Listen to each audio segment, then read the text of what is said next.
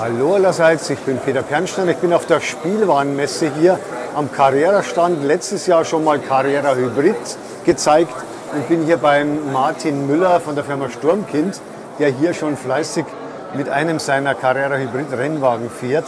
Außerhalb der Bahn, innerhalb der Bahn. Das ist das Schöne bei dieser Bahn, dass man sehr flexibel ist. Genau. Ja, hallo. Sie haben jetzt letztes Jahr auf der Spielwarenmesse das vorgestellt. Ja. Im September, glaube ich, ist es eingeführt worden, sind die ersten auf den Markt gekommen. Und ab September haben dann auch die Leute mein Video etwas stärker aufgerufen und waren dann auch neugierig. Und eine der großen Fragen war, warum gibt es keinen Controller? Warum kann ich das nur mit dem Smartphone steuern? Und das haben Sie aber jetzt gleich angepackt. Tatsächlich war das ein Punkt, der sehr früh kam. Ne? Und wir haben das auch praktisch schon, das war zur Markteinführung oder mit dem ersten Update haben wir das mit reingebracht, dass das funktioniert, dass man also externe Controller unterstützt, was technisch ja kein großes Thema ist. Ja? Und das kam dann aber wirklich richtig gut an bei den Leuten, weil es ist ja immer die Frage, wie funktioniert es wirklich. Ne? Der Wunsch ist eine Sache, aber in der Praxis mussten wir es selber erstmal testen, funktioniert es gut. Nach wie vor hat beides seine Berechtigung. Die einen haben lieber das Handy in der Hand, direkt, ohne irgendwas dazwischen. Andere fühlen sich halt mit dem Controller deutlich wohler. Und deswegen hat sich das einfach total bewährt, das noch zu erweitern. Und da passen so Standard-Controller wie beispielsweise von der Switch, aber Sie haben auch einen eigenen jetzt. Also prinzipiell ist es ein Standardprotokoll, man kann also eigentlich jeden gängigen Controller verwenden, der per Bluetooth mit dem Handy verbunden werden kann. Aber wir haben tatsächlich jetzt geschaut mit Carrera zusammen, oder Carrera hat geschaut, dass wir einen eigenen Controller machen. Zusammen mit der Firma Snakebite haben wir hier wirklich ein ganz tolles Produkt. An sich ein Standard-Controller, aber wirklich auch preislich für 39,99 €. Qualitativ wirklich top für die Preisklasse, wirklich proportional saubere Trigger, die also wirklich auch sauber funktionieren, weil das brauchen wir ja, weil ja alles proportional bei uns ist, ne, die ganze Steuerung und das Ganze auch softwareseitig optimiert auf diese Anwendung. Also der hat wirklich dann nochmal ein paar Vorteile, lässt sich aber natürlich auch genauso gut für alle anderen Spiele, Handyspiele verwenden, weil es im Prinzip ein Standard-Controller, der auch das Standardprotokoll weiterhin benutzt. Ne? Das heißt, Sie steuern jetzt den Wagen einfach genau, hier also mal mit dem jetzt momentan haben wir es so, dass wir hier auf dem Trigger hier unten das Gas haben für zum Beschleunigen, hier links die Bremse, dann haben wir den Boost hier oder auch nochmal hier auf der Y-Taste und haben die Lenkung auf dem linken Stick. Ja? Das ist so die Standardkonfiguration. Das kann man sich dann umkonfigurieren, wenn man Linkshänder ist? Oder? Das ist denkbar. Ich meine, das ist so ein bisschen der Standard bei den Controllern, dass die eigentlich die Lenkerreihe immer auf der linken Seite haben. Ne? Aber prinzipiell, es wäre jetzt eine Erweiterungssache der App, das noch so zu machen, dass man auch noch individuell das alles abstimmen kann. Das wird wahrscheinlich auch noch kommen. Und die App ist mit dem Smartphone dann in Verbindung per Bluetooth? Genau, ne? Also es gibt die direkte Verbindung Smartphone-Controller und es gibt die Verbindung Smartphone zum Fahrzeug. Das heißt, das Smartphone hat dann zwei Verbindungen, die eine eben zum Controller und die zweite dann zum Fahrzeug. Der Controller steht dann indirekt über das Smartphone in Verbindung. Ja genau, es sind zwei unterschiedliche Protokolle. Einmal ist es das Standard-Bluetooth-Protokoll für den Controller, ne, wie man auch sagen wir, eine Musikbox verbinden würde. Und die Fahrzeuge selbst laufen ja über Bluetooth Smart, heißt es, oder Bluetooth Low Energy, also ein anderes Protokoll, was halt für solche Devices dann auch gedacht ist. Ne? Und da kollidiert auch nichts. Vielleicht zeigen wir noch mal einfach die Fahrt am Controller mitten im Fahrzeug im Hintergrund, dass wir das einfach hier mal im Betrieb zeigen können. Es war ein Handy im Weg. Gefahren wird ja hier auf einer Bahn, die einen optischen Code integriert hat. Ja. Und die Bahn hat keine Bahnen, sondern man kann mit dem Fahrzeug komplett frei fahren. So ist es, also ein ganz anderer Fahrbetrieb als bei manch anderen Systemen, wo es dann doch 4 feste Spuren eigentlich nur gibt. Ganz genau. Ne? Also hier ist man wirklich völlig frei und man kann auch eben so lange frei lenken und das Fahrzeug steuern. Also ich kann entscheiden, will ich jetzt außen fahren in der Kurve wie hier, ne? Oder will ich jetzt hier nach innen, nach rechts, links. Ich bin da völlig frei, solange ich halt nichts mache, was dazu führen würde, dass es die Bahn verlässt. Je nachdem, welchen Mode ich einstelle, kann ich es so einstellen, dass die KI eben dann eingreift, wenn ich was tue, was halt zum Verlassen der Bahn führen würde. Also solange ich innerhalb der physikalisch möglichen Parameter bleibe, habe ich die Kontrolle komplett über das Fahrzeug. Und erst wenn ich übertreibe oder einen Fehler mache oder einfach falsch rumlenke, greift die KI ein. Und das ist übrigens, hat sich jetzt auch gezeigt, ein ganz, ganz wichtiges Feature bei dem Produkt. Dadurch, dass dieser Eingriff passiert, bleibt man im Spielfluss. Das heißt also auch am Anfang, wenn man vielleicht noch mal rechts und links vertauscht, gerade wenn man auf sich zufährt, ist das ein Thema, was Übung braucht ein bisschen. Ne? du kommst nicht aus dem Spielfluss raus. Du merkst, oh hoppla, war falsch gelenkt, aber das Game geht weiter. Das Fahrzeug bleibt ja in aller Regel auf der Strecke und die Lernkurve ist unglaublich hoch dadurch. Also die Leute lernen in Minuten, lernen die ganz schnell, wie es funktioniert, wie sie steuern müssen. Gerade Kinder auch, sind ratzfatz da richtig schnell unterwegs. Und das ist so ein Ding, was mir besonders freut, dass es dann so funktioniert. Weil das war ja auch der Hintergedanke dieser Bahn, das zu erweitern. Wir kommen ja bei Sturmkind von dem Produkt, das ohne Bahn gefahren ist, das erste, was wir gemacht hatten. Und die Idee war ja, über diese Bahn das Ganze einfacher zu bekommen. Also wirklich, dass man wirklich von Anfänger bis Profi da seinen Spaß hat. Und das ist das zweite wichtige Feature, wenn ich das kurz noch dazu fügen darf, was sich echt gezeigt hat, dadurch, dass wir diese verschiedenen Unterstützungsmodi haben inzwischen, wo wir quasi einstellen können von schwacher Unterstützung bis eben starker Unterstützung oder wirklich auch runter bis so gut wie gar keine Unterstützung, dass man wirklich halt unheimlich schön verschiedene Skill-Level von Fahrern zusammenbringen kann. Dass also ein wirklich versierter Fahrer mit einem Mode, wo er wirklich fast komplett selber lenken muss, mit seinem Sohnemann zusammenfahren kann und die haben richtig Spaß und können sich battlen. Einfach indem man die unterschiedlichen Einstellungen in einem Rennen verwendet. Kann ich dann noch weitere Fahrzeuge automatisch fahren lassen als zusätzliche Hindernisse? Das geht jetzt schon über so einen kleinen Hack, sage ich mal. Das kann man machen, dass ein Fahrzeug autonom fährt. Aber das ist keine wirklich KI-Gegner. Das ist ein Thema, da sind wir aber dran. Und das ist schon sehr denkbar, dass das mal kommt, dass dann auch wirklich aktive KI-Fahrzeuge oder sagen wir Ghost Cars quasi mit auf der Strecke unterwegs sind. Das heißt, das ist der nächste Schritt dann? Das ist einer der nächsten Entwicklungsschritte, ja. Es gibt einiges im Petto, also wir sind ja permanent am Weiterentwickeln. Das ist das Schöne beim Computerspiel, es wird immer weiterentwickelt, es geht immer im Hintergrund weiter, kommen permanent neue Features.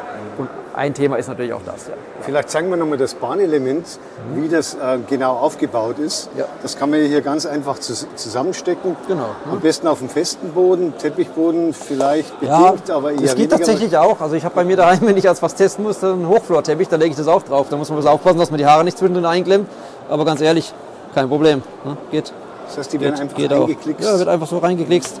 Dann ist es bombenfest, das war's. Ne? Und das Fahrzeug hat an der Unterseite hier einen Fotosensor, mit dem es dann diesen optischen Code aufnimmt. Richtig. Dann war die große Frage relativ schnell schon bei irgendwelchen Zuschauerkommentaren, weitere Bahnelemente, Hindernisse oder sonstiges, und da sind Sie jetzt weitergekommen. Ja, natürlich. Das ist jetzt das, was kommen muss, damit das Produkt eben noch vielseitiger wird. Wir hatten ja am Anfang jetzt erstmal nur einen Kurvenradius. Ja, und jetzt kommt eben, und das macht es extrem aus, einen Weiterbogen, den ich besonders feiere, weil der halt wirklich auch dynamische Streckenverläufe erlaubt, wo man wirklich mit Vollgas auch quasi nach durchfahren kann. Ne? Und dann im Gegenteil auch wieder eine Spitzkehre, also eine ganz, ganz enge Haarnadelkurve, wo man wirklich richtig runterbremsen muss. Also da kommt jetzt nochmal viel mehr Dynamik ins Spiel als bei den bisher relativ gleichmäßigen Kurvenverläufen. Ne? Und also das wird auf jeden Fall richtig gut. Und dann haben wir auch noch zusätzlich noch eine Kleinigkeit hier noch gemacht, das ist eine Schikane. Das wird so sein, man sieht ja hier diese Linien, die werden vielleicht ein bisschen anders aussehen nachher, aber letztendlich gibt es halt so Bereiche, da darf man halt nicht drüber fahren, man muss da im Prinzip geschickt durchlenken. Aber wenn man das nicht tut, die KI erkennt es ja sofort, oder die Software, dann da gibt es eine Strafe, ne? Zeitstrafe, Verzögerung oder... Das heißt, man kann es programmieren, ob das Fahrzeug langsamer fahren soll oder ganz ausfallen soll oder 10 Sekunden stehen bleiben soll. Wir schauen uns das an, was gut funktioniert. Vielleicht machen wir es sogar verstellbar, ne? verschiedene Optionen, aber letztendlich ist es ja alles Software, das ist schön. Ich könnte ja alles Mögliche da draus machen. Ne? Erweiterungsset gab es ja letztes Jahr als Anfangsset schon angekündigt, das mit 4 Kurvenelementen und 6 Geraden. Genau. Und dann haben Sie jetzt noch, habe ich mir vorhin schon sagen lassen, eines mit 10 Geraden für die Leute, die schnell mal eine richtig große Bahn aufbauen Ganz wollen. genau. Das ist einfach, wenn ich sage, ich möchte einfach mehr Geraden haben, dann gibt es eben so einen 10er-Pack Geraden jetzt noch und damit ist man auch wirklich, was die Vielseitigkeit angeht, von Erweiterung auch schon gut aufgestellt. Plus halt eben die ganzen Sonderkurven, die jetzt kommen, die Weite- und die Haarnadelkurve, die gibt es ja separat. Und dann passt das, glaube ich, ganz Boxengasse gut. ist noch eine Frage. Können wir dann hoffen, dass die nächstes Jahr kommt? Ja, sind wir dran. Wurde jetzt oft natürlich auch gefragt, weil wir die auch ganz früh damals auch schon als Sturmkind angekündigt haben.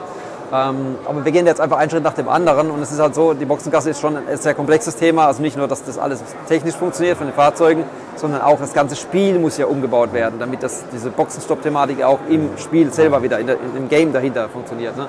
Zum Spiel selber noch, das sollte ich vielleicht auch noch mal fragen, kurz erklären auch, haben Sie ja letztes Jahr schon gesagt, einer von den Leuten, die hier spielen miteinander, spielt dann quasi einen Master und alle anderen stehen mit dem in Verbindung. Genau. Das läuft dann über WLAN. Genau, wenn ich eine Multiplayer-Session aufsetze, geht es über WLAN und dann habe ich einen Host und die anderen treten dann der Session bei, wie in einem Computerspiel auch, wie in einem Handyspiel. Ne, und dann kann ich da lokalen Rennen aufsetzen. Mit Startampel, mit Frühstarterkennung, mit allem, was dazugehört. Ne? Gut. Fahrzeuge gibt es auch ein paar neue? Ja, das ist besonders spannend. Also da hat Carrera jetzt natürlich ihre Stärken ausgespielt, ganz klar.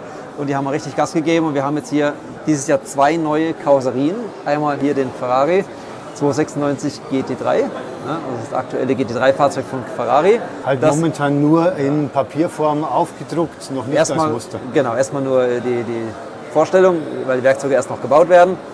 Aber eben direkt mal 6 verschiedene Liveries, 6 verschiedene Renndesigns dabei. Wobei das noch nicht genug ist, haben wir auch noch den Ford Mustang GT3, den aktuellen, der jetzt gerade ja auch erst rauskam, gemacht. Und den gibt es auch nochmal in 4 verschiedenen Liveries. Das unten sind hier nochmal die Porsches das sind vom die, letzten die es jetzt Jahr. gibt. 6 Modelle, die bisher verfügbar sind, plus eine Sonderedition bei Sturmkind, den silbernen, den gibt es ja auch noch. Also es gab bisher 7 Porsche, jetzt gibt es 6 Ferrari, 4 neue Mustangs 2 neue noch. Und 2 neue Porsche, richtig. Also auch hier in richtig schönem Rennlivery. Haben wir hier den Lion Speed und dann den Absolute Racing. Also auch 2 sehr, sehr schöne Fahrzeuge, die da umgesetzt wurden. Und da kann ich auch schon mal eins zeigen, nämlich tatsächlich, auch wenn es eben alles noch neu ist, der Porsche existiert ja bereits. Ich nehme ihn gerade mal hoch, weil das sich hier dreht. Ne? Und schauen wir auf die Strecke. Dann schaue ich mal, ob ich da näher rankomme. Ja. Da muss ich näher ran, habe ich mir auch schon sagen lassen, weil der auch von der Bedruckung her sehr aufwendig gemacht worden ist. Genau, Schauen, also da habe ich selber so wirklich ganz, ganz große Augen gekriegt, wo ich das erste Mal das Fahrzeug hier gesehen habe. Weil das ist der absolute Wahnsinn, was Carrera da inzwischen kann. Da wurde auch bei der Fabrik massiv in wirklich die letzte, neueste Technologie investiert, extra für dieses Projekt Hybrid. Und da sind Schriftzüge drauf, so auf der A-Säule zum Beispiel. Ne? Die sind so klein, also unter einem Millimeter Schrifthöhe würde ich behaupten. Die kannst du mit dem Auge fast nicht mehr lesen, aber unter der Lupe oder wirklich mit der Kamera zu sehen, dass das messerscharf und geschrieben ist. Also unglaublich, was da möglich ist heutzutage. Also von dem her... Zeigen wir nochmal von der Rückseite. Ja, auch da überall kleine Schriften, die da drauf sind. Das alles wie im Original umgesetzt. Teilweise denkt man, es ist eine Spiegelung, dabei ist es echt ein Schriftzug, der da auch noch drauf ist. Ne? Und wie gesagt, 1:50 ist der Maßstab. Ja. Und die Fahrzeuge... Wie lange fährt man denn mit so einem Fahrzeug mit einer Akkuladung? Ja, circa eine halbe Stunde, so 25 Minuten rum, je nachdem, wie man halt fährt. Ne? Größenordnung und Ladezeit ist halt unter 20 Minuten, das heißt, man ist halt immer schneller voll, wie man leer gefahren hat. Und da unten ist dann eben die USB-C-Schnittstelle zum Laden. Ja.